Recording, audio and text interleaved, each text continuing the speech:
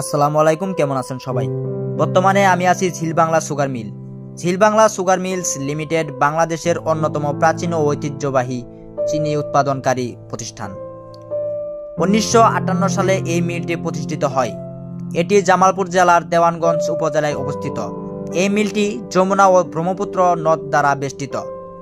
এই মিলের দৈনিক চিনি উৎপাদন ক্ষমতা প্রায় 55 মেট্রিক টন। এখানে চিনি ছাড়াও উপজাত হিসেবে চিটাগুড় ও জৈব সার উৎপাদিত হয়।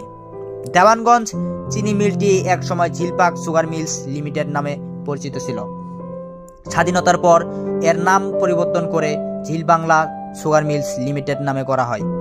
বর্তমানে মিলটি বাংলাদেশের চিনি ও খাদ্য শিল্প কর্পোরেশনের অধীনে পরিচালিত হচ্ছে। এটি দেশের একটি গুরুত্বপূর্ণ শিল্প প্রতিষ্ঠান হলেও নানা কারণে এর উৎপাদন ক্ষমতা কমে গেছে। দেওয়ানগঞ্জ চিনি মিল বর্তমানে বেশ কিছু চ্যালেঞ্জের সম্মুখীন।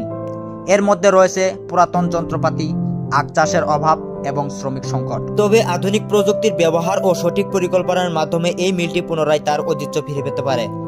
এই মিলটি স্থানীয় অর্থনীতিতে গুরুত্বপূর্ণ ভূমিকা রাখে। এখানে অনেক মানুষের কর্মসংস্থানের সুযোগ রয়েছে। ভিডিওটি দেখার জন্য ধন্যবাদ সবাইকে।